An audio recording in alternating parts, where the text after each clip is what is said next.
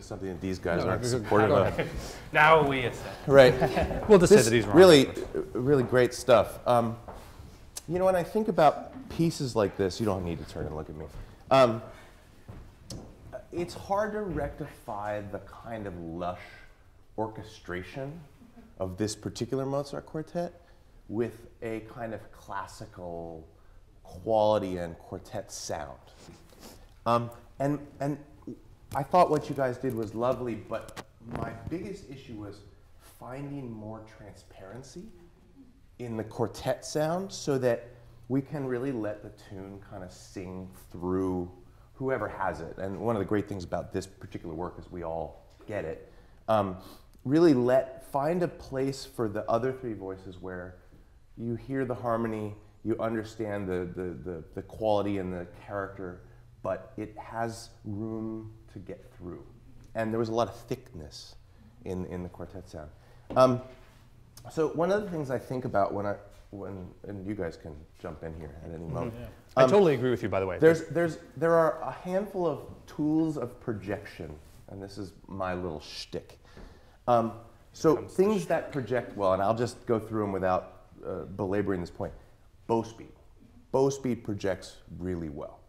Right at the very opening of this movement, we have a situation where you have to use fairly slow bow to play your tune. But the two of you guys have the option of using an enormous amount of bow speed because you just play every half bar. And variety of bow speed. It's right. Easy for you to change from slow to fast to slow to fast. It's hard for her to do that. So that immediately, and you're kind of in the same camp as her, that immediately puts her at a disadvantage. One of the other things that projects really well is vibrato.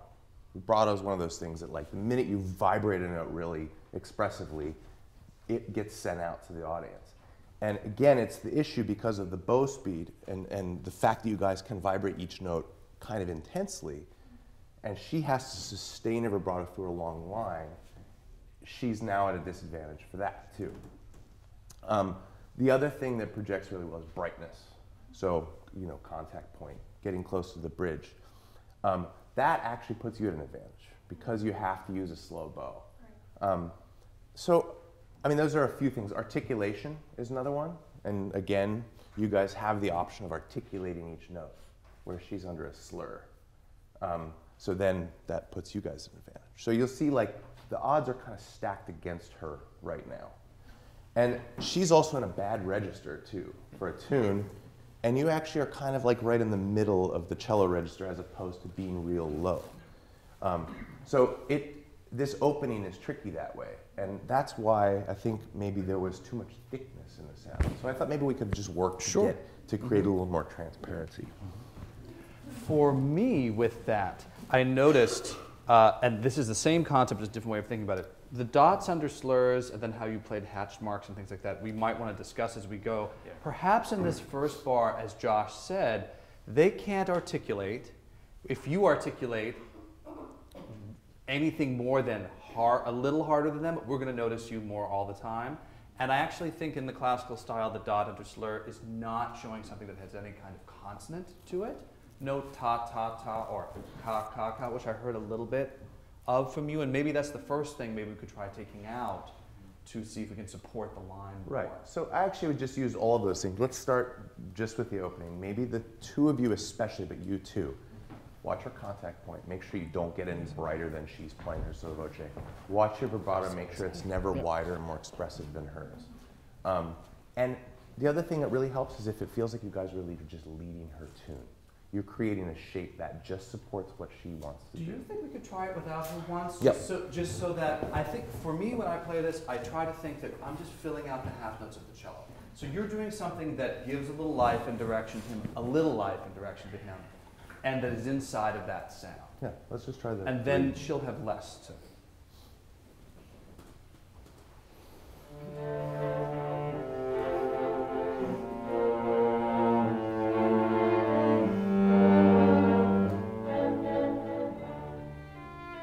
It was better, one of the things that Josh pointed out, if you change any of our components, vibrato articulation, that is also something that draws our attention. So if I hear a little vibrato on your first eighth, a lot of vibrato on your second eighth, and then a different vibrato again on the third eighth, I'm noticing a change. I wish the changes were more smooth and more follow the entire long. What bar are you going to harmonically? Cello person. Are you crescendoing to the fourth bar, or how would you direct your phrase if you were drawing a little? Yeah, to the G, to the predominant harmony. So maybe you guys can think. Hold of on, is that where she's going? Yeah, I don't know if that's where she's going. Well, I mean, I feel part of it going to the third bar. Right. And then That's her highest point. And then they finish, and you go on after. And where were you going? He was just trying to get to the end in one piece. That's actually one of the, also a big factor in transparency, is Right. if we have 4 people converging on different spots in the line, then there's no way that it's going to be transparent. Mm-hmm. So where were you going? Similarly, I felt a kind of event in the third bar. In the third bar. Third bar. Ah, interesting. All right. Could you guys try that one more time? Now that we've actually, I think, verbalized it, see if we can all direct that line. Still without her? Yeah, still without you. And you can Well- get a sense of the sound they're creating. I was going to say, actually, one thing you can do as you're listening to this is what we do in rehearsal, is think about how you can actually help them improve this accompaniment to support you, whether it's a quality of sound or how the line's moving.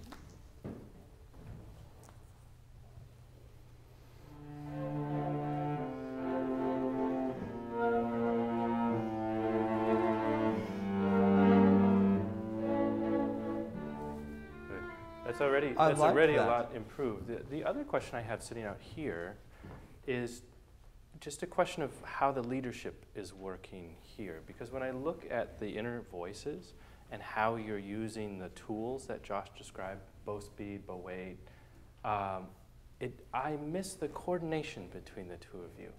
So this can be a fun question too. Who are you following, or are you the leader? Well, I feel kind of reacting to the bass line. Okay, so you're following cello, Yeah. and who are you following? Or leading? Maybe you're the leader. I'm focusing right then and being very in sync with kind of. So you're focused on second violin, and who are you leading or following? I love It sounds a little. The honesty is good. I appreciate the honesty. What is the string quartet really about, right? It's about the cello line. Well, and I think maybe just a little bit of organization can help that, and that explains some of the issues that I'm seeing. Who should lead it? And why? Well, because she has the melody and I have the other sustained line, Uh-huh. whereas he has the rhythmic figure in between. I think those I are think some all great good reasons. reasons. And so if you're the leader, since we don't have her right now, what are you guys going to do? Are you going to follow him? Yeah. How is that going to work? Because the two of you also have to stay connected together too, You right? can't independently react to him. Right. Then So you if- won't be a unit. So what we would do in our situation is we would elect one of us the leader, either John or I would say, all right, well, for various different reasons. So why would it be a good thing for the viola to lead it? What are good reasons for the viola? Anybody, don't leave it to the Well, viola. the contour of the line goes directly to, like, speaks to the shape of the phrase. Uh-huh. you're doing. That's an excellent reason. And My I just favorite love how those reason words. is, well, what is your first note? Oh, it's the third. Yes, the Yeah. minor third Yeah. of the chord. So you're the person who sets, in my view, you're the person who sets the mood Right. of it being not In his major, view, right. F sharp, but minor, F natural. If you decide to play F sharp, then it's a totally different piece. I would have been good with just saying, well, I'm the violist. The viola should always play one. Another good reason would be is he can react quicker to change than you can, just simply because of the instrument and the string tension. What would be good reasons for you to lead it? I'm the second violinist. Affirmative action. Yeah. Oh, yeah. Maybe because I kind of have a closer ear towards Ah. Lily in this zone Uh-huh. of expression. Right. That's a very You're good reason. geographically in an advantageous Very- place. Actually, if we're talking about really the two main leaders being these people, right now you're sitting right between them. You have the ability to affect both of them at the same time in a way that, for example, when I'm sitting off in the corner, I don't. I have to reach across or I'm looking behind me. So one might say the second violinist is the most powerful person in the quartet. Might say. In Might, this one manner, might say that, Just yeah. make that note. All of those are good reasons. It could also be as simplistic as, well, I feel much more connected to the phrase. I'm a stronger leader. I mean, there are lots of reasons to elect one way or another. And the four of you have to work that out. For right now, what would you like to try? Would you like to try viola leading it or second violin leading it? Kenny, why don't you lead it? Want me to try? All right. Could I ask something? If we try it one more time with you being the leader of the eighth note duo, what I wish is, since you don't have the tune, you could be imagining the tune in your mind and how you want to phrase with it. But I would like to see the leader of the eighth notes and the bass line person having more of a give and take. So in the last time, I saw you leading very clearly and them reacting to you, actually kind of a little bit slow on the uptake sometimes because they weren't sure what you were going to do, and not be able to affect you as much. So if there was a little more of like a feedback loop that you were leading his line, not just leading what you want her to do, you know what I mean? And you're allowing yourself to be affected by the middles. They have all the middles of your notes. Well, and it also shows score knowledge. Yeah. Because there's actually some interesting stuff that happens in their voices in various different bars. And knowing where those happen actually affect how you might shape one of your bass notes. Maybe just one important note, when we talk about leadership, we're talking about a very small difference in leading and following. So less than 1% of a difference. So if you're my main leader and I'm leading, if I'm following you, then you're maybe at 50.1% and I'm at 49.9%, so that we can really feel how each one of us wants to move. You're the decision maker. So I'm the one who can say, oh, what if we do this? And you can say, oh, that's great, I love it. Or you can say, no, we're not doing that today. That's a great idea, I love you.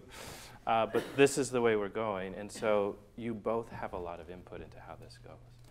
Let's try the beginning again. While they're doing that, what you can do, I would have the violin up and use your left hand and try to phrase with them. Because you can be listening, but you can also feel how your part works with them.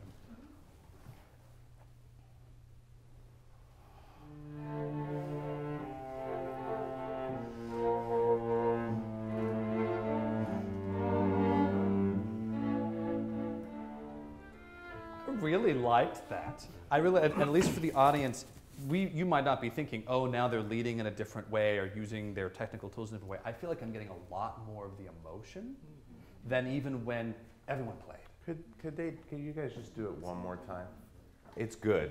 It could be better. It could be, I'm like in the group right now, so Yeah. you see the little things. there's potential.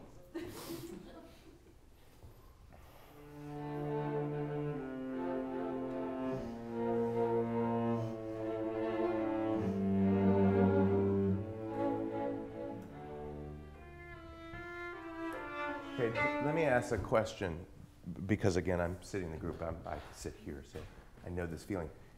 do you guys feel a slight, or maybe you can answer this, a slight disconnect in how you're shaping? And if so, where is it? Because I do. I do too. The second half of the third bar. There's a little bit there, but there's even more sort of an egregious one. Yes. Is it right on? Going into the third bar. Right. Mm-hmm. At the very end of that second bar, that's where I feel like all three of you become very independent of one another, as opposed to really sticking here. And it's part of it's because your line all of a sudden does something different. And it's interesting. It's compelling. It's a great line, but somehow it needs to still fit into the overall shaping of things. I was going to say, I'm wondering actually if we should try flipping the leadership, because I feel like more of the fundamentals are here. Yeah, try it. And you're part of those fundamentals, but you also have some soloistic qualities because of this part you're talking Right. about. And so the actual structure of the music is getting a little bit mutated because of that. But you were also going to add something. I was just going to say, also, this is something we would do, even if that went well with you, we'd probably have you lead it too, just so you can see what it feels like. Yeah.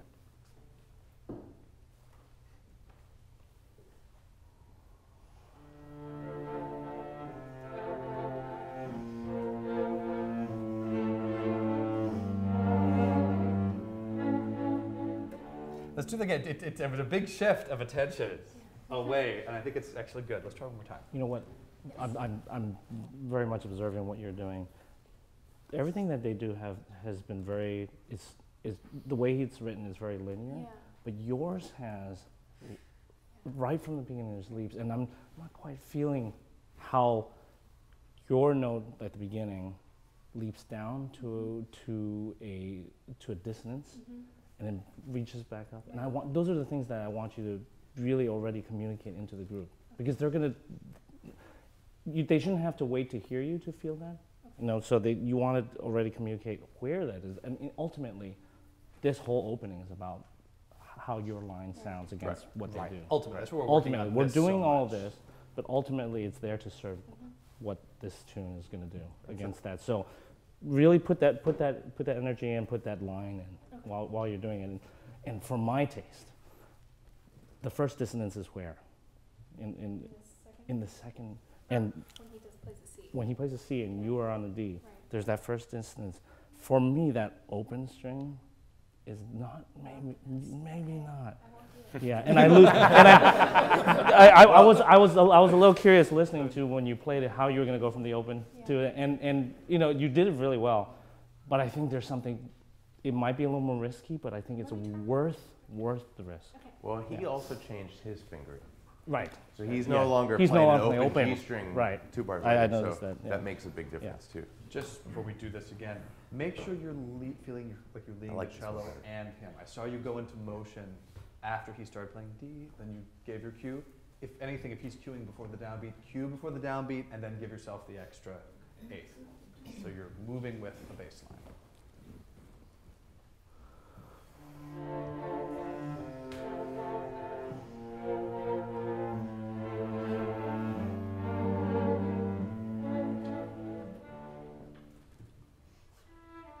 Can I better. make one more comment? Yeah. I see you guys are becoming more unified. You guys are making a similar shape.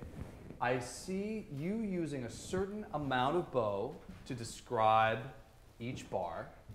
And I feel like the two of you are using a different bow speed, maybe too slow a bow speed. It really should, if we had a little more time, I might make you play his bowing and play pum pum pum pum pum pum pum pum pum pum pum pum. Straight pum. eighth notes to And get that line actually in. using the bow so you could feel what it would really feel like to really play the same line and shape. Well, do we have time to do Yeah, that? let's do it. Okay, can we do that? So just play, you're playing a bar per bow, right? And you guys won't do this bowing. I want you to play an eighth note on the rest, so you can just feel that you're creating exactly the same line as him with the same bow speed, the same direction.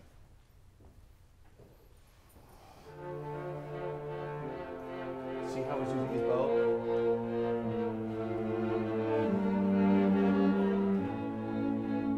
it was enlightening. You weren't aware that there's places where he slows it and speeds it up. Could we do one more time? Do it again. You know what? Start well. You guys aren't cueing. Now that you have a chance to cue with him, actually let's all cue well together.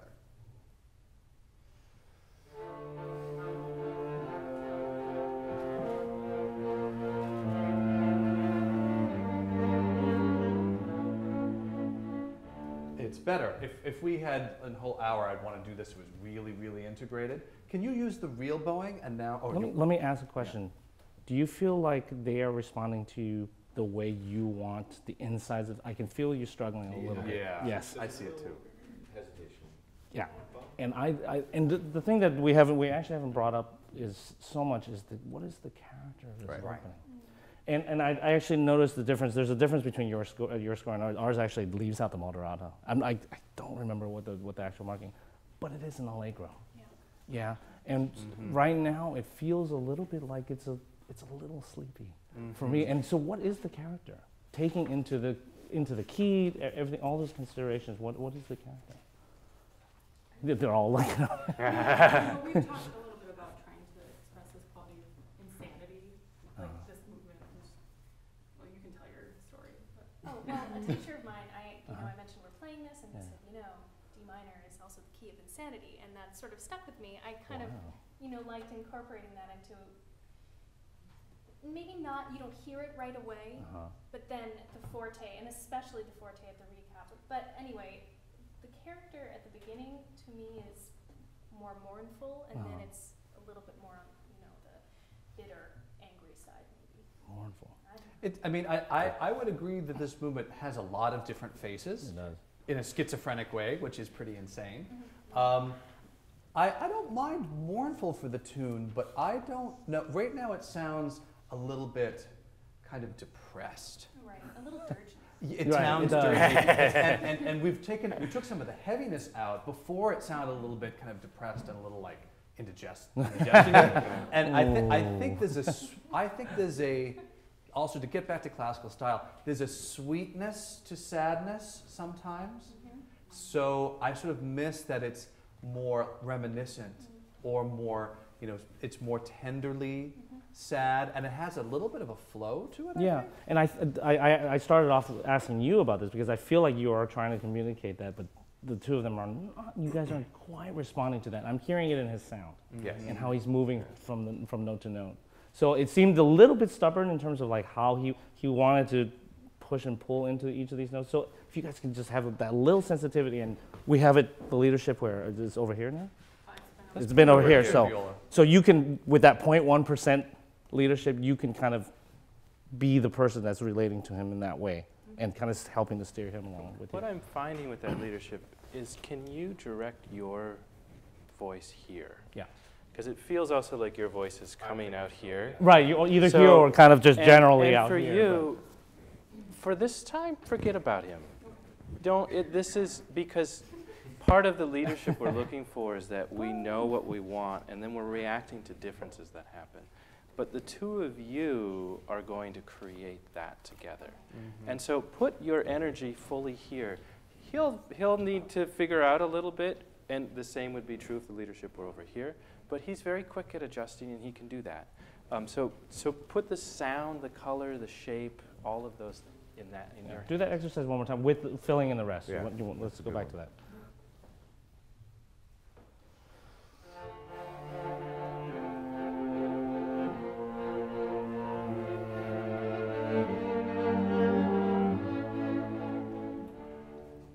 Good. What do you think? Yeah, I liked it better. I mean, where I noticed it the most was how you're feeling. Oh. Well, what you were doing, which I liked. Okay. I think there is a little bit more sense of urgency in this music at the beginning, and I think you're starting to get it. It's not what it's gonna get to, but if you look at some of these passages in the major, I feel like those are the places where you can kind of sit back. Yeah. But here, because it's not written the way we're playing it now. Yeah, It there's has a all these rhythmic rests. urgency. And it's starting to get it. So I mean, you can easily go too far with it, but I think this is a. Should we good- try with the tune and the reel? Let's do that. So still Where we are imagine time-wise. that, even though you're doing the bowing you plan, but still imagine using the same sound and making that same direction as the cello. Well, That's when you were forced to. What I really liked was the sound and direction you gave Yes. to the quartet now. Mm-hmm. It was a completely different voice. We heard you and your presence, but it provided also a whole connector for the quartet. So even though we're adding the theme, I would still keep your energy focused here. Would you risk 4, 1, D string at the beginning? Oh, man. You can do it. Sure. And then you can find your way down. Believe in it. Believe in it. You can do it. Right. You can do it. Oh, sorry. Can you do it again? That's it, Bill. That's it.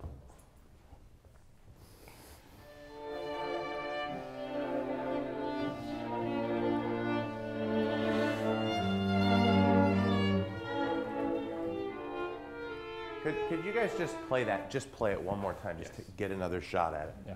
It's better. She hasn't played for about half an hour. So Yeah. we haven't allowed her to.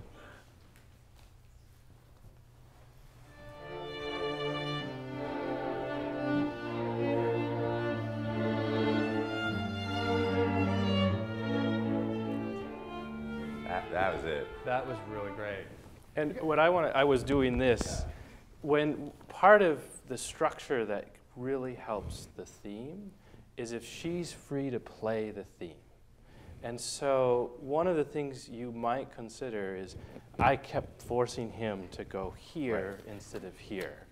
Because we basically know what you want to do, and we're all listening to it regardless of whether we want to or not. We can't get away from you. Right. It's fantastic, isn't it? But when you provide a structure that she can play on top of, it gives all of the clarity. It creates such a unity here that just, I don't know, this time for me, and Daniel could probably comment because he's back there, but there was I brought up the word transparency early on because you guys were just, you took her and you just led her through the opening phrase. Well, I hear it here. You're putting your energy more into making your lines sound better rather than pulling them along. And I had no problem hearing you, even in the lower registers, at all. Because you're also, the three of you are also being more malleable with your textures. Yeah, and you're leading her along, and then she doesn't have to stress about doing two things at once. Well, and I noticed also just we hadn't really talked about much the quality of your sound, but the quality of your sound I think is more what you always intended it to be, because we've taken that burden of working off of you and put it frankly here or here, where actually we need more work to make the instruments create the color that we want. You want less work here. This is actually a sort of a Miró Quartet concept that we do a lot, particularly in classical style music, but it's true for everything, is to take the real onus of leadership away from the theme and not even just to put it on the bass line, but to create a real leadership from within, whether you're playing the theme or you're playing the theme or you're playing the tune. It allows tunes to have more freedom and fantasy while the quartet feels more unified. And also, as a middle voice, is nothing worse than sort of feeling like you're just sort of hiding the whole time or trying to second guess people and you're not empowered. So from our point of view, it makes it easier for us to play, but also it makes it easier for the tunes to play. And musically it works well. But obviously, I mean, this is a condensed version of this, and we would do this with the whole movement and find that leadership and find that transparency so that whoever has the theme can just do what it is that they feel they need to do with it. Yeah, well, and it's amazing the amount, what you'll want to look for in your rehearsals is, we touched on a variety of techniques, leadership principles, how you're leading, who you're leading with, but we also talked about contact point, vibrato, articulation. All of these things, you'll want to find, some of them will work better for one phrase than another, and sometimes you'll end up with a phrase where none of them are working and you have to reach into your toolbox and find another one. And try some things that are outside of the norm because of the structure of what Mozart writes for us. But it's that type of rehearsal time and investment that then pays off in the unification. I mean, overall, I would say we use the overriding factor of what Daniel brought at the end, which was what is the character, so that we know what the goal is artistically for our audience and for the voice, and from there, then filtering in the pieces together. So, Yeah. good. Great We job, unfortunately have to move Yeah. on. Thank you, and that fingering sounds beautiful. Yeah, that finger is good. That worked. It worked. It's only works that you don't have to fight it. You don't have to take major input. Beautiful job, guys. You can actually grab the other two. Yes, they're all. Oh, the big one's yours too? The photocopy? Are those yours too? Thank you. They're not, okay. What's next? 18.6. 18.6. I like sitting up close. Excuse me.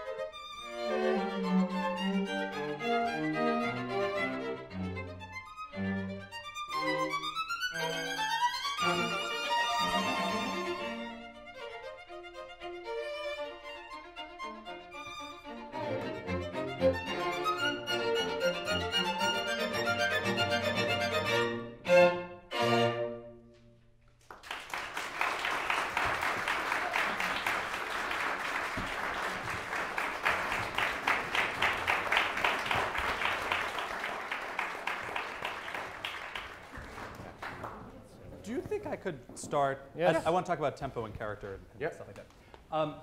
Okay, lovely playing. It's a very tricky movement. Lots of very, very wonderful things you guys are doing. You're very well prepared. I really like a lot of things that I heard. When we choose the character, or when we are rehearsing as a quartet, we need to begin our rehearsals when we start working on a piece by discussing a character, because we have to all try the same thing, right? So you can't sort of just try all different things at the same time.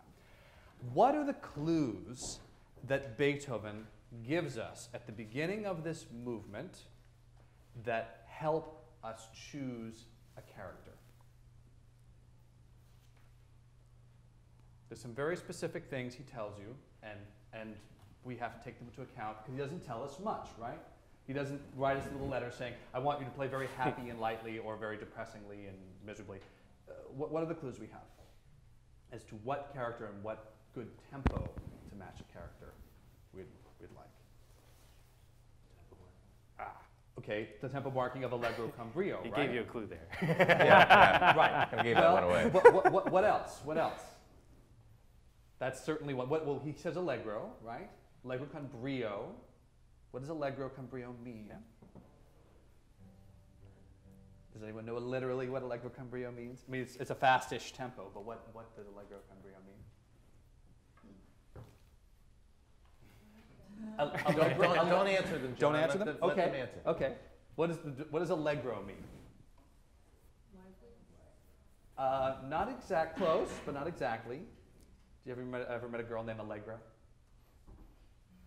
Do you know what her name means? I'm sorry, I'll tell you. Happy. It means happy.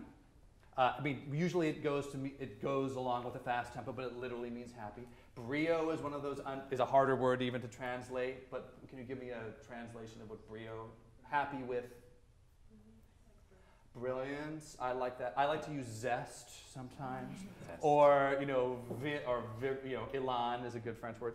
Okay, what else does he tell us? There's two other things specifically he tells us that we can help get the correct tempo and character from. Notice how Allegro con brio was not just fast or slow, it was also a character. So what else do we get? That's good. What do you have before you even have any notes? The time signature, I was pointing to it. What is the time signature? Yes, so it's in 2, right? Not in 4 or 8, it's in 2, so that's a clue. What other clue does he give John us keeps pointing at in the music about what not fair, we should tempo he's looking for and what character that means? Don't tell helping John. the Don't tell viola. John. It's like pointing into random things. Yeah, so what is the what is the metronome marking? Okay, so Aha. there are 2 parts to that metronome marking. It's whole note, not half note, and not quarter note. Whole note equals 80. And what does that sound like? Have you guys clicked on that metronome? Do to see you, what it sounds like? first off, do you know what you played? I do, but I was sitting there clicking a metronome in the back of the room. What was the metronome marking that you played?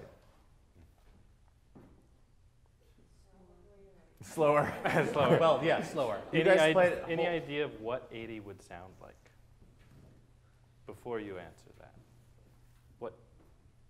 Somebody snap. Is this 80?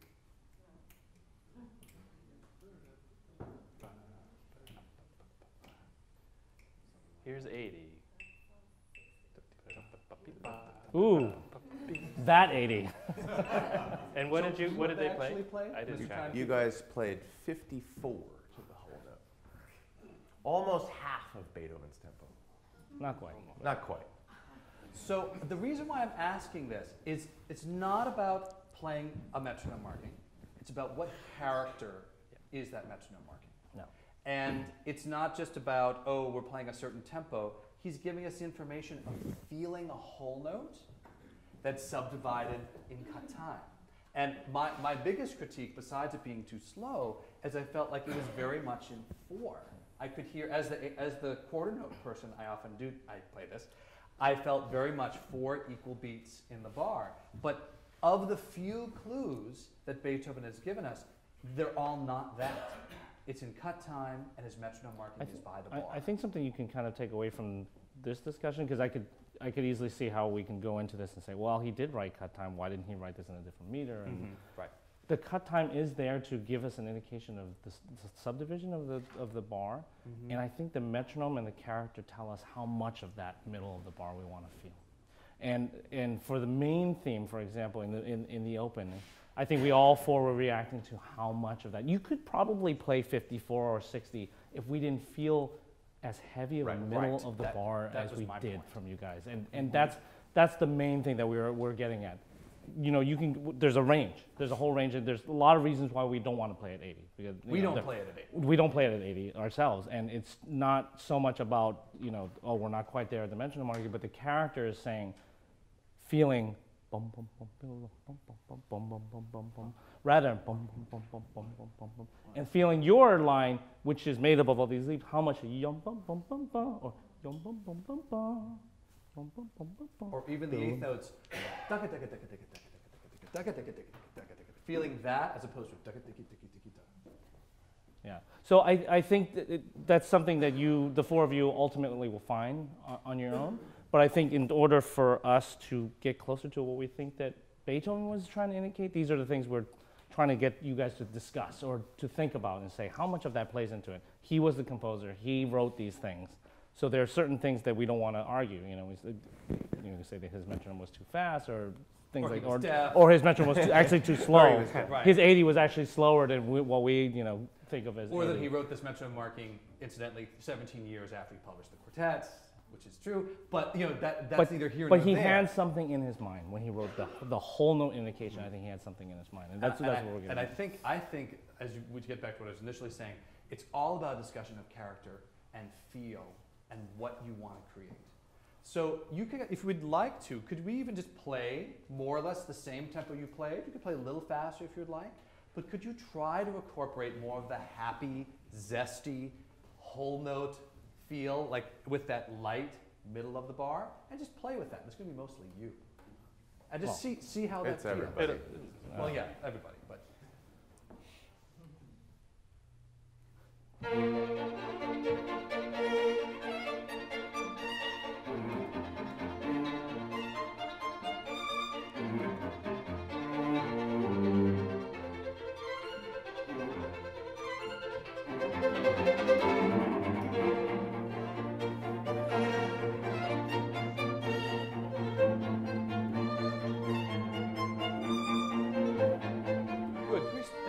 With that. So, when we started working on this piece for the first time a long time ago, we had this discussion. So I now see if we're trying to create this whole note feel with the tune, for example, I'm not so sure your bowing is facilitating. Well, I think that's maybe not as Well, important. I mean, for me, and also for you, I don't think your bowing is facilitating a feeling of whole notes. So, for example, I play down, up, up, up, so I don't have to feel down, up, down, up.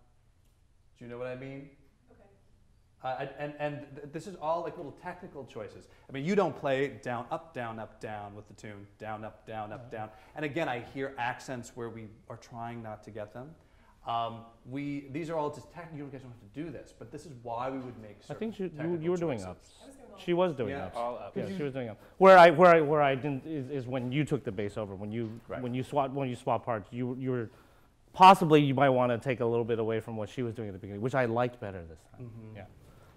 And for you, we have him play string changes So it's gonna, so that you don't have to feel like you have to grab every single four notes of D, D, D, D, D.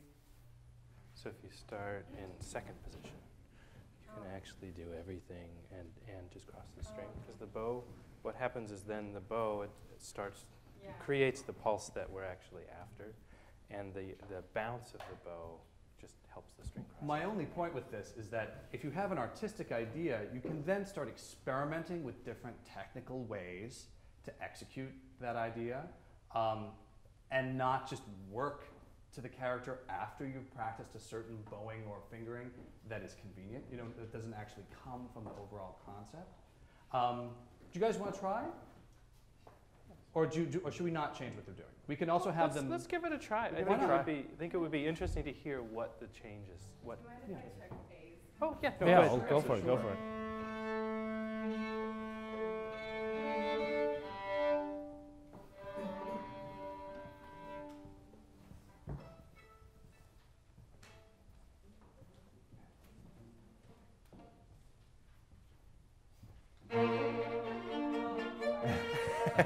Actually, you know what? Can we try without the tune? Can we try the Yeah. accompaniment? And don't try and bounce the bow. Okay. Yeah. So just sit the weight in there, get a nice balance, and then the bow will bounce because it's crossing the strings. So just try and keep the stroke on the string.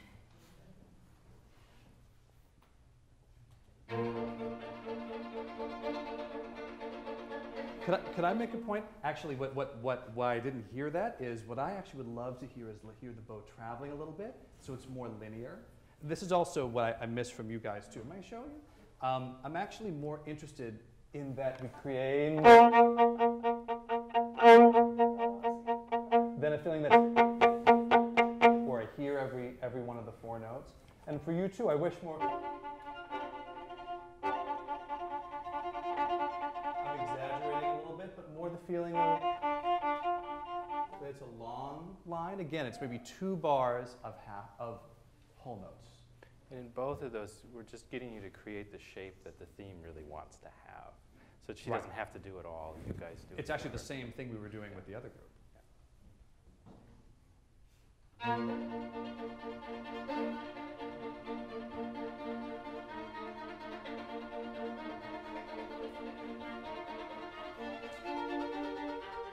Oh, can I just borrow I that? tend to change it around, like, whenever I I would want to too. change, I'll put it down below. But you don't have to do what I do. But it's more just to create this feeling of So you less see you're beats. using. So I'm a little more on the side of the hair.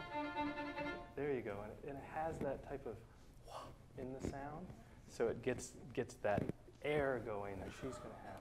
And then when you get here, so you just stay. Yeah, second position. Or you could do, yeah. And then it's actually turns, the left hand into something very easy, so you can focus on what the right hand is doing. With the bow, you almost want to feel like you're trying to play it on the string. The fact that you're switching strings constantly, it's gonna want to fly off the string. Yeah. You're whipping this thing around. So if you just keep your weight down and just don't work, just play. This is so fun. It's so easy, Isn't it? Wow, It's look great. at this. What a great day. And it's a good thing that it's so relaxed, right at the beginning of the piece, where you've played for hours and you're so comfortable on stage. She's got a lot to worry about. The last thing she needs to worry about is you. You should be just like, yeah. And you're just like, oh yeah, I'm gonna join you with this. Look, I get to play twice as slow. And a little bit of some of the things to relieve that pressure as well is, we talked about this with the last group, the leadership principle. I would let her lead the shape. And so what you're doing is you're sitting, she's going to provide most of the core of the sound, and you're providing the resonance that just has to float in and around so that the two of you are Decoration. together. Decorating her.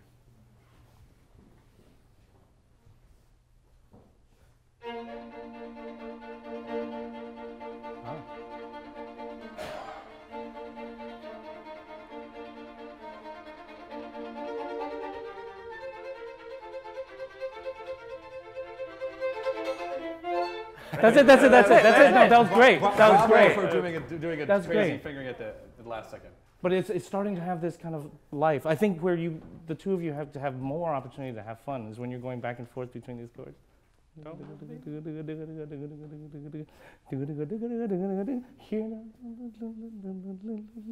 It's not very sophisticated. It's not very complicated, but it's fun. Yeah, and that's the joy you want to communicate out. You know, they don't actually have that much to work with.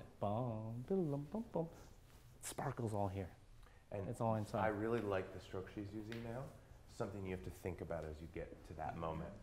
Because it's very easy for the cellist to maintain the tune sound as opposed to creating that environment that she did a really nice job this time, really creating a really great character. Where she started to struggle is when your leadership Went right down. Right. Do you notice that? You're depending on her too much. Both of our hearts over here went, Oh, don't do it! Don't do it! So you are so vital to our survival over here. Carry her Take us along. through Carry her that. along. So you see her stumbling, just pick her up. The one other small thing is I wouldn't do so much here. So you kind of want to relax this and let this relax, because that will give you the weight of the string, and then that will prevent the bow from getting too high off. And then you can do a little bit more here. Yeah. Well, it's even back in here, even when you're going for there. And so just constantly sort of be sending signals from your brain. Just relax the arm, so that if any of this locks up, that's when the bow starts to jump and get You're really playing on excited. neighboring strings. You don't have to go on the far side of either string. Yeah. Should we do it again and add the theme? We can add the theme. Let's add the theme. And so I would ju- keep your You start focus them over and here. just let them work for you. Just put your faith in the viola. I know You can that's do hard, whatever going you want. but Hey, come it's on. a good place. Don't pick on the viola. I felt like I had a moment there. Yeah. Nobody was listening, but it's not everybody's listening. And if the two of you really just drive this, then eases the tension.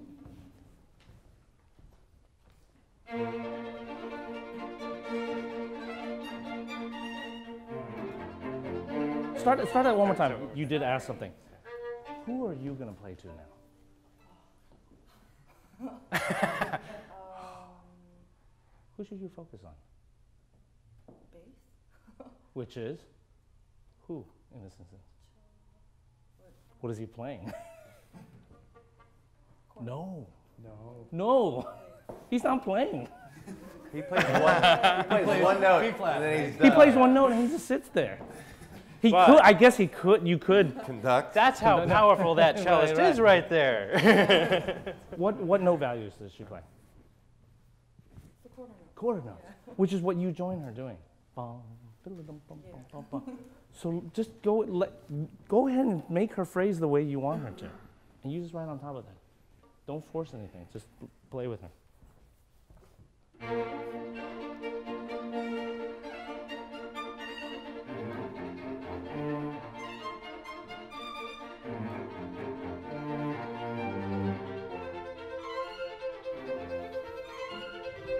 Try to stop. I like this better. When they played alone, they had the middle voices had a very good feeling of whole note, whole note, whole note, whole note. As soon as the tunes have come in, I hear da, da, da, da, da. You guys are Patrick. When you come in, it's like you're Whoa. dragging them And down. it's not even that you're late or that you're not joining them. The character, that metric feel we were talking about at the beginning, is different from the tunes. Well, I know this sounds counterintuitive, but the tune is not in control. The tune is a slave Should not be. to the two of you guys. They've in got this too much situation. You work. have She's no got so much to choice. worry She about. has a lot of work Yeah. to do. What Last you thing she can- needs to do is chase you the tunes around. Right, and that leadership changes at A for you guys because then the quarters move to the cello Right. and the eighth notes move to the viola. But the two But- of you, the strength of the two of you sticking together and saying, "Come with us." Right. That's what we need. We need Could through we this. try? Could John and I? Would you mind? Could I borrow your violin just for a minute? And this is And- not because I don't like what you're doing. It's because Actually, come. I can be more insistent to your colleagues. I have no. Could also, Pen them at some I point. might suggest, and this is to the group without Will and John in it, I might also suggest just at the very beginning that the leadership not be there. Yeah. Right.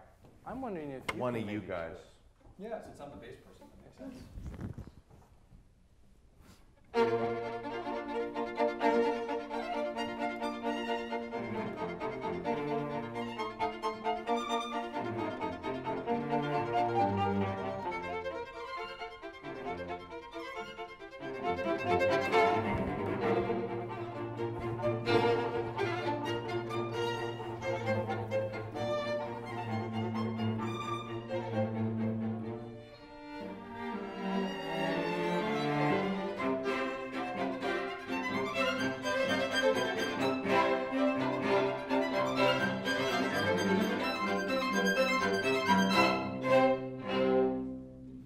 You know, part of what the challenge is, this is also why I wanted to sit in, is the tempo for the violin stroke is just a little too slow. Yes. Because we don't have as much thickness to pull, and so if it's just a little bit too slow, we can't keep it. Just won't. It just wants to go a little faster. So I'm wondering if we can just edge that tempo up. That's part of why I was running into the same problem, and you just can't fix it because of the instrument. Which is probably why he wrote the tempo marking that he did. He might have been trying to. I mean, the bows weren't bouncing as much as they do now back then, and perhaps he was just looking for something that would at least get them close to what he was hearing. Let's just do it one more Like, time. maybe like- Just a tiny bit faster.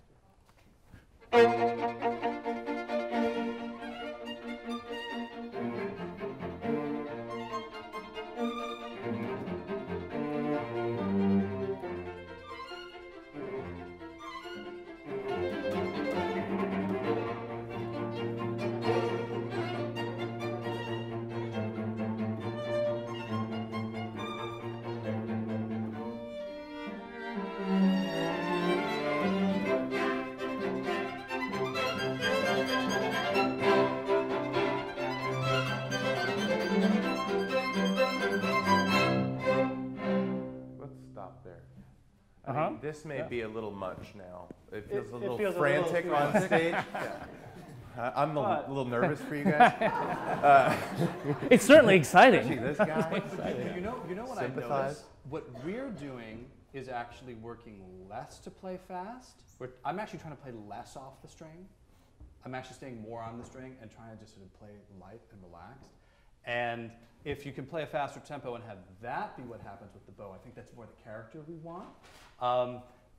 For you, if you work too hard to try to bounce every single note at a fast tempo, it doesn't actually give us the character. But to illustrate something, it was great. I was observing how you were treating the melody and what we were talking about, the middle of the bar. You were always late, because I could see in your head you were feeling a really heavy middle of the bar, but now you were thinking about that pickup being an anticipation for the next bar. Bum, da. And as you went, it felt, and that's what we're getting at, is how much of that middle of the bar do you feel in this character? At different tempos, of course, you're gonna feel more or less of that, and at the different themes. You know, maybe in the second theme or something, I'm just throwing things out. And when you want that heaviness, then you have it. But if you have too much of that at the beginning, then you don't have as much to work with later on. Does it make sense? Could we try now having the Yeah. real members then of this quartet play? Part of the other reason I wanted to see what it felt like to sit in there is the two of you really do set up what this is going to be. And so John and I were a little more we're much more stubborn actually We are than very the stubborn. two of you are. And I think you need that strength because there are variables at play here that need to be there for you guys to be able to make your parts make sense. What he's really saying is you're much more sensitive people than me. That's right. You're very sensitive. Although And though we're we pretty applaud that sensitive. in most parts of life in a string quartet. In this instance, maybe not. So keep that strength between the two of you and give that to the quartet.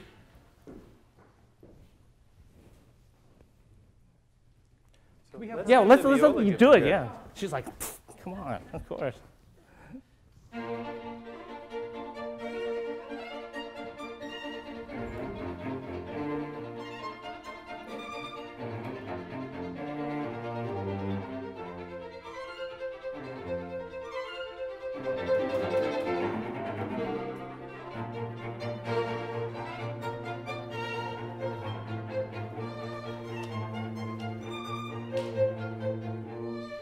Good, good. Can we were about to run out of time, but I want to have you guys do this one more time. But before we do it, I want the two people who sat in the group with Will and John to maybe offer what the difference in the situation where they were sitting in the group as opposed to now with your colleagues. What does it feel like differently now that you could suggest to them? More insistent. Uh-huh. Isn't that shocking?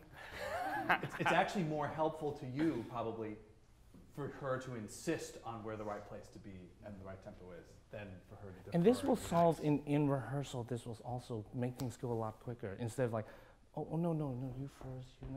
No, I'm going with you. Oh, no. We decide you're the lifeblood of this opening. Section, right? And it's you're either with us or you're not, and that will just set things a little bit, and you will actually have less arguments about that. But you say, okay, now the next section we're going to look to this texture or this person. But in this opening, I think it's very clearly the two of you drive this thing, and you'll flex as you become better at it. You'll flex and find out what they want to do in subtle ways. Oh, she wants to do a lump, bum, bum, bum. Maybe she wants to feel more twos there when you're hopping, bum, bum, bum, bum, bum. I can, in the music, I might feel that. But I think what we're really getting at is empowering the parts that really drive a section and say, this is where we're going. It will make rehearsals and make your performances much more secure. It's like, I know where we need to go. If things come apart, I know where I need to go. Where are the escape hatches? I need to go there. We're out of time, but I want you guys to play one. Yeah, more. do it one more time.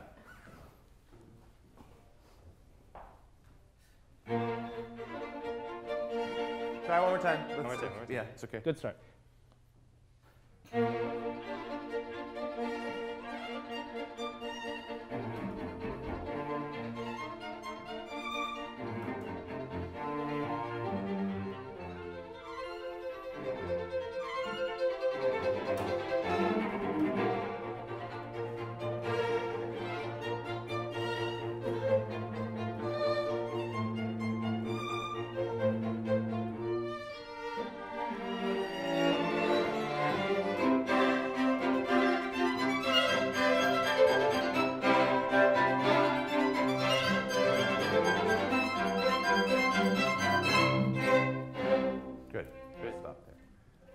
I think this you guys can work with this. This is in efforts to get this character to really bubble and be the allegro con brio John talked about with the metronome marking of whole note equals 80.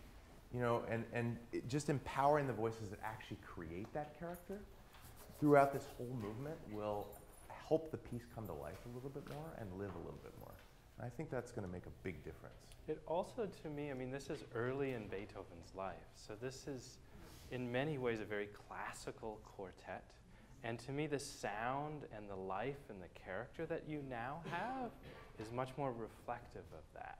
So it's a much lighter, it's a much more allegro, con brio, right, and happy character. And each one of you seems more free in playing it and much more comfortable. And that also fits the character. As many different things we'll deal with on stage, we want as much of that as possible. I hear giggling out in the Yeah. audience while you play. This is it. Which is great. Yeah. Good job, guys. Thank you, guys. Thank you very much.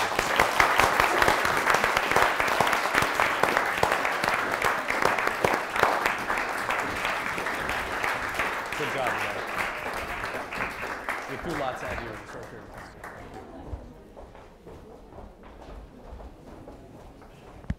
That was fun. They sounded lovely.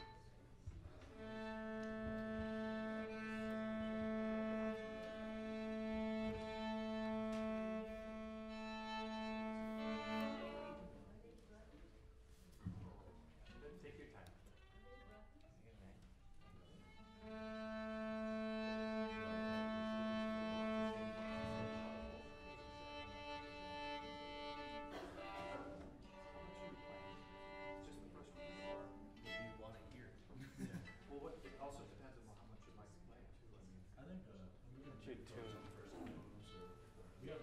You have the whole thing, right? They have the whole thing, so we can hear whatever we'd like. What do you want to play for us? I think that's really up to you. We can. Why don't we start with the first movement and stop? First and movement? And then Okay. if we want to play more, we can play more. They're all done. Okay. So he was suggesting first movement. First movement. Sure. Okay.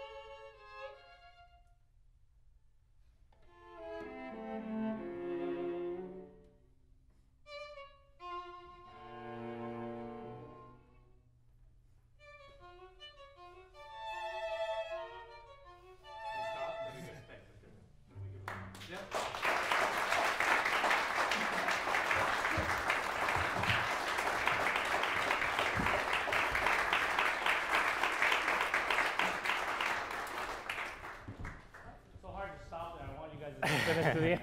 We'll be here for another 20 minutes, but Doreen, maybe we should just talk a little bit about markings.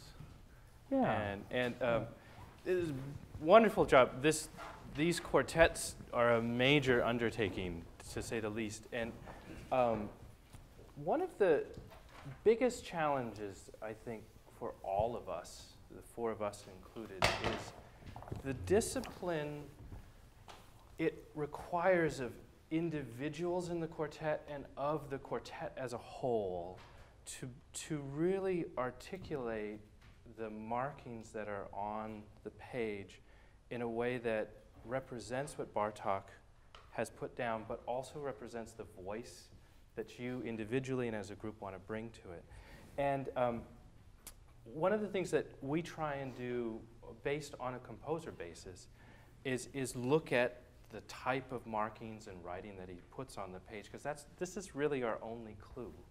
And one of the famous sayings in my life was I had a very influential teacher come up after I had changed. I had done a slightly different swell than Beethoven had written in the 10th Sonata, and this teacher came up and said, "What have you done in the last 200 years? Or what have you done in your life that will last 200 years?" And I kind of, whew, nothing. And maybe I hope to do something. And part of it's not that we can't have our own interpretation of the markings. But one of the things that I think is important is to at least give Bartók's voice that chance, because of the genius that any one of these composers truly is and was. So one of the questions I have for you in this movement that you just played, we have, just in terms of dynamics, we have forte, I think we have a fortissimo. We have three. We have three, and then we have a mezzo forte, we have one mezzo piano to start the viola solo, we have a pianissimo, and then we have a triple pianissimo. And so that in itself is a very extensive range. The scope and then is huge. Each one of those has to have a scope, because these three fortissimos, for example, need to have a pacing that artistically makes sense with harmonic implications that he has, and also just momentum issues for the movement. So within those, we have to kind of look at that family of just dynamics. And then the articulation markings. So we have notes that have no accents. We have notes that have dashes there, and we have notes that have accents. Later on, we will get some sforzandos in other movements. But those two, there are hats. All over the place. Yeah, not in this movement yet. Maybe not. But establishing a relationship between, okay, well, what is the difference between an accent and a tenuto marking? Have you guys discussed that? What would you say? An answer to that question. That's okay. You know what? If you went back 20 years, Should we all leave the would be room sitting while you going, have a discussion? That's a really good question. And so that is something, and we can discuss that. The other issue I want to bring up then, which to me is then the greatest discipline, is Bartók is so direct in where a hairpin starts. Who has them, who doesn't? And how then the interplay of the four of you react to that each one of you needs to know when somebody is not doing the same thing as you and when somebody is.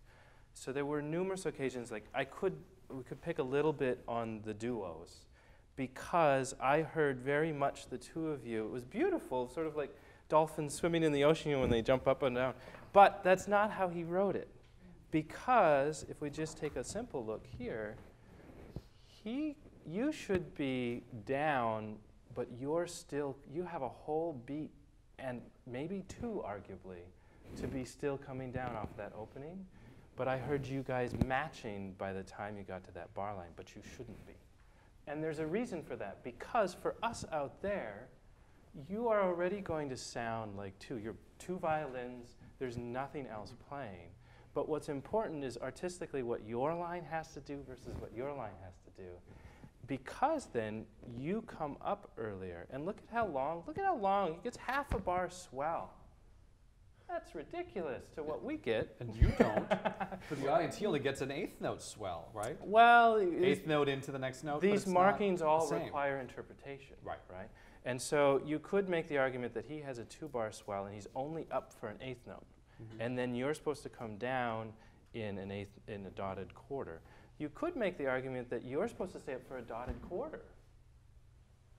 That's a very different thing for the audience.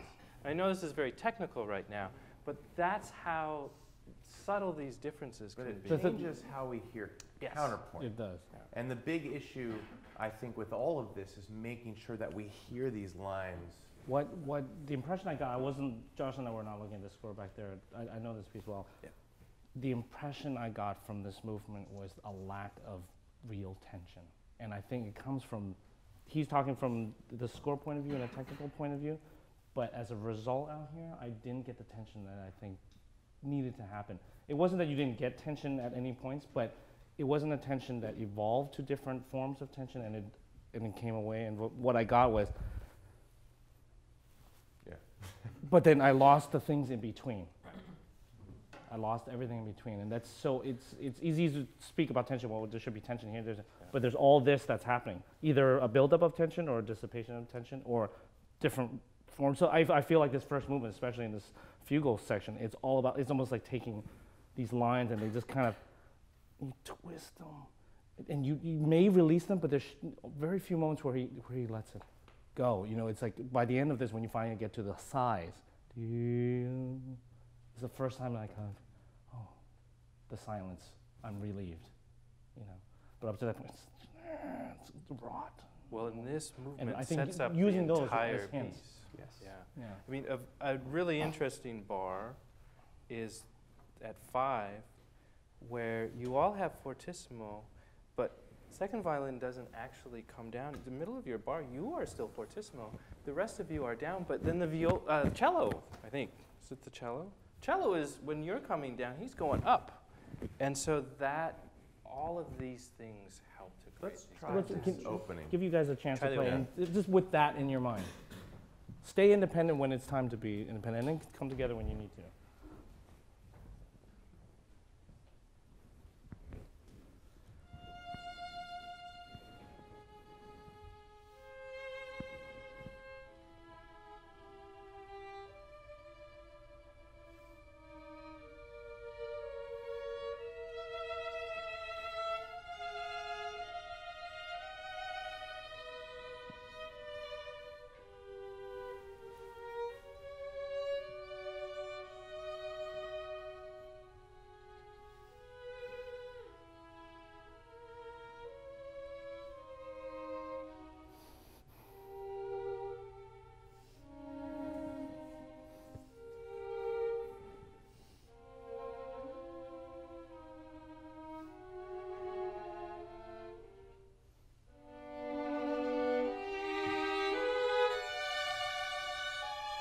Could we work just on that? Yeah. Do you mind? Go ahead. I'm I have going a to couple just. things. This was much better, but I want to be very specific, both from what Will was talking about and from what Daniel was talking about. Well, and even before we dive into it, do you notice the difference in what that does? Both for us, the room itself changes when you do that, and your experience with the music changes, and that's vital to creating this character. I think for me, the most important thing that we could do better, whenever this theme has come in, like we talked about the very first bar, the long note, the second note, both of you have at least a beat or 2 beats, sometimes 2.5 beats, to make a diminuendo from. And if we don't feel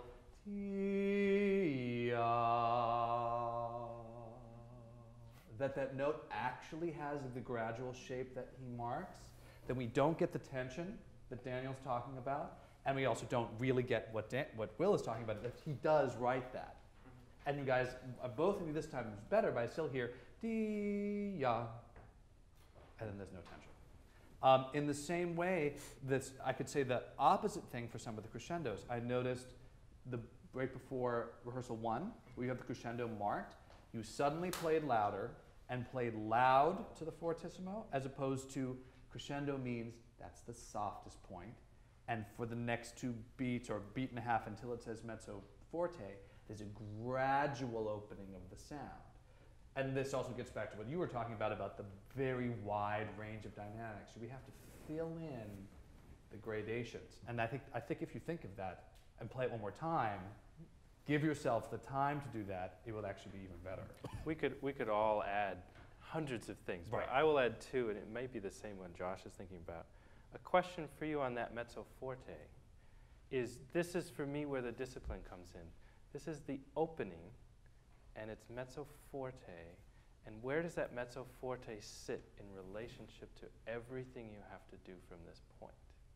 And then how big or intense should this mezzo forte? Right now, I'm getting, for me personally, a very intense and loud mezzo forte. And so that's a choice. Well, and then I would We don't know ask, what Bartók really wants, but that is your choice to make sure that it's fitting inside. using the score, as right after you play that mezzo forte, what dynamic do they play? With piano what? Piano molto espressivo, just like you played in the beginning. So like Will is saying, if you're not setting them up to do something that they can play like you played, then you're not really helping them. The other issue I would bring up is I'm hearing what I might reflect as accents sometimes. So when you try and bring out the second voice, it's in the vibrato, so there's a little bit in the bow, there's a combination going on there, but when you guys are trying to highlight your parts, I'm hearing a little accent. But accents do come up later. And so the discipline, I think, is actually putting your trust in Bartók, that actually the way he's written it, with all of these details we're talking about, we will hear you if the 2 of you are on the same wavelength as to where each of you should be. You want to add? Oh, I was just actually going to address everybody in the room, because I think this is an interesting point, because we're working on a style of music that is so completely different than what we had just heard. Whereas we were working on trying to find unity in shaping and phrasing to highlight a tune. In this case, because it's based on counterpoint between 4 of you, if you're not doing things very specifically, individually, then we don't hear that counterpoint. It comes off almost like what we were trying to get the other group to do, which is find more unification. Well, I would add, the fascinating thing for me is that even in the Mozart or the Beethoven, we're dealing with the same details, but just for a completely different result. Right. So, Would you just try one more try time? one thing. And let's see if we can get to, if you guys play your duo too, so you have a chance to feel what it feels like.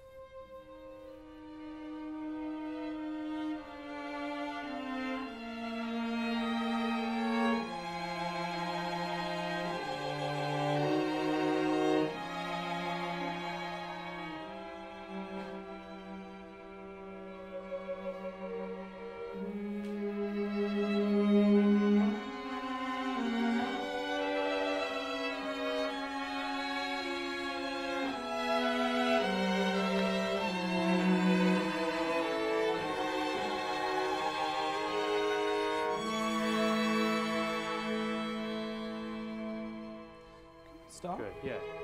Yeah. So, I mean, to continue, this was, again, each time you're doing it, you're finding the places where you could even do it a little bit better. I loved a lot of what you guys did this time.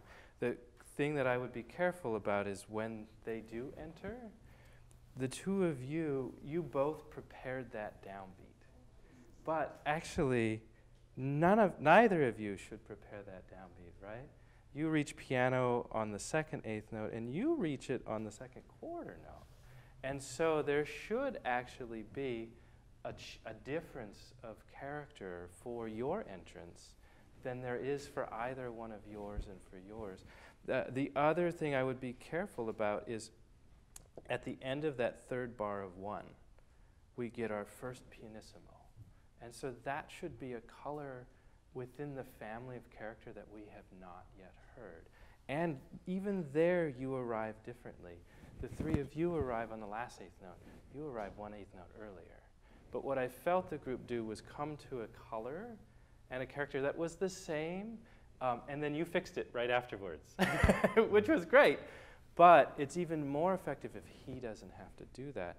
And the other thing that I'm hearing, and was hearing through the playthrough, and I'll pull back a little bit from fighting for so many details, is every time there's a crescendo, you start it early. Yes. And so the momentum, you already turn the momentum and you turn the sound. But I wonder what would happen if you didn't. And if you were really articulate as to how you are going to prepare a crescendo. And then the shape of a crescendo is vital.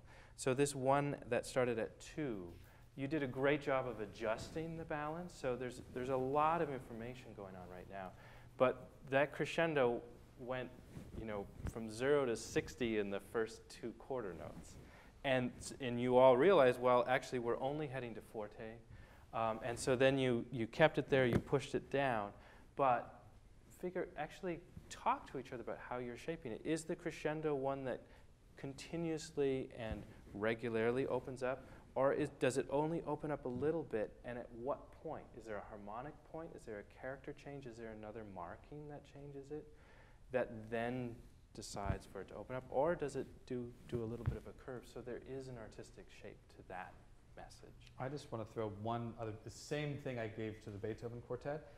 He also, with our character tension, all the details in the score, let's not leave out the metronome marking, because he's very specific about eighth note equals 60, and he gives us a range. He says, I don't mind if you play sometimes at 56, because maybe 56 is the low end of my tempo, and 63s maybe could even get as fast as that. Just for your information, I clocked you, and your range is 47 to 53. So your fastest tempo is still slower than his slowest tempo.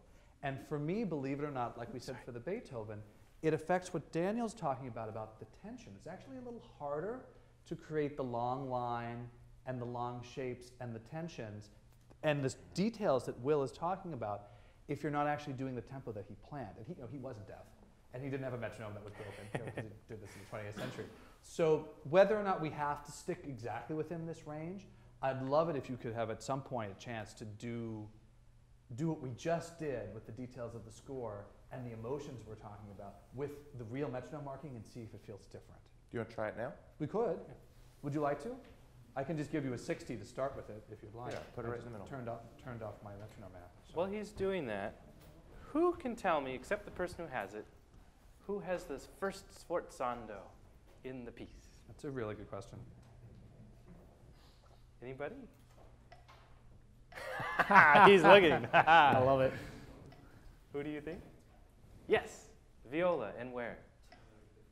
2 measured before 3. What beat? Third beat. Good. That is again within this family, and it should be. We should hear it. We should know it. It's there. We should know Yeah. sforzando, and we're going to hear more of them. And it should be within the character of this movement and the character of where we are. But it should be clear as this is something different.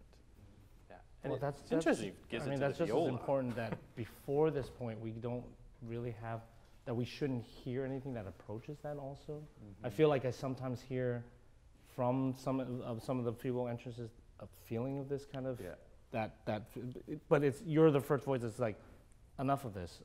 I'm going to say something a little bit different. And so I still want to, I'm sitting back there just because I'm wanting to hear acoustically how this is all working. And this marking that he writes for this vocal leap down, the tension, even though it's a falling figure, there's a tension through the figure. And for us to actually feel that tension, you have to make sure that you always carry the tension through the drop and through the note, the second note. The tension does not come from just singing on the top note. Singing through the connection is what's important. And I think that's what we're getting at is sometimes I'm getting a lot of T, and it falls, so it's gonna fall, the sound acoustically will fall. But you have to sing through T, oh. That I think will also give you enough to continue making shape through it after you've arrived. But that connection is what we're really feeling out there. You know, so if you let the sound drop and it's falling a sixth or sometimes even further, then you pull this through it and then the bottom drops out. You know what I mean? So it's almost like at the beginning how well you guys are singing really well, but making sure that you really sing through both notes. It falls already, you know, and so you'll get ta, ta, yo. That tension, the tension of that harmony is not done until you've reached that note, and then you can slowly let it go through that. And I think that the tempo thing, it will force you to make all of these things that we're talking about with the tension and the line, with sound and not with tempo, and not with just playing. Oh, we're going to put some more tension by pulling back the tempo on it, but actually doing it with your sound. What we listen to is an acoustic thing. You know, and there are moments where you're sitting on these, the four of you or two of you are sitting on these intervals and nobody's moving, but that moment is just as important as when somebody is moving. Yeah, right now, the impression I still get when I heard you play it, and when now, is that the importance that you're putting on is the stuff that's moving. But you have to also enjoy the moments where somebody's sitting there already, and the other person moves to it, and then there's that split second where you're both sitting there. That has tension too. We'll try it again. Yeah, try the open. Here's 60. So you could be a little faster than this. You could be a little slower than this. Actually, I'm going to put it just for the first bar so you feel what it's like. I'll turn it off for the first bar.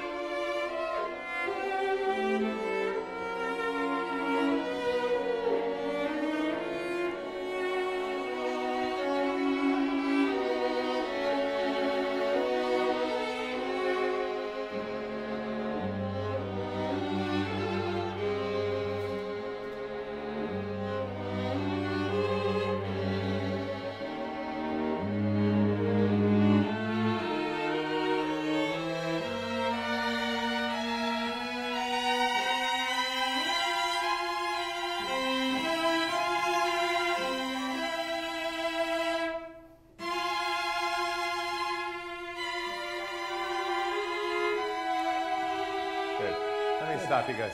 This is better. I just wanted to talk. I think the word discipline came up. I said it numerous times. Yeah.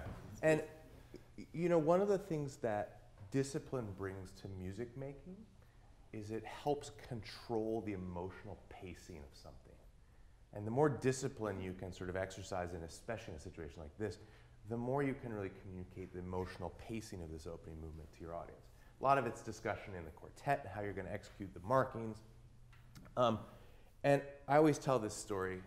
My colleagues have heard it 1,000 times. Oh, God. Yeah. Come on. Not this story. Tell that story again? I know we're being streamed, so if any of you are watching this right now, I apologize for telling the story, but I went and watched our colleagues, the Emerson String Quartet, play a concert many years ago, and they were playing the Brahms Piano Quintet with Yefim Bronfman. And I will never forget this concert, ever. And again, David, if you're watching. The concert was actually, the Brahms, I would say, kind of boring. It felt like the entire time they were holding something back. They just weren't, and I know those guys, and I know FEMA, and I know what they're capable of, and it just didn't feel like they were really giving us something. But then they hit the coda of the last movement, and they just unleashed this torrent of sound and intensity and just technical, it was incredible. And even though 40 minutes of the Brahms Piano Quintet was fairly boring, the last minute was just spectacular. And as a result, I will never, ever forget that concert for the rest of my life because they picked their moment. They had an incredible amount of discipline through the entire performance, and they gave it just right when we needed it. The audience got what they had to offer. And I think, you know, when you look at any piece of music, but especially something that is so carefully orchestrated to create these moments, having that kind of discipline is what really makes something impactful. You want these people to leave here and remember this performance. And I think what my colleagues are bringing up is the kind of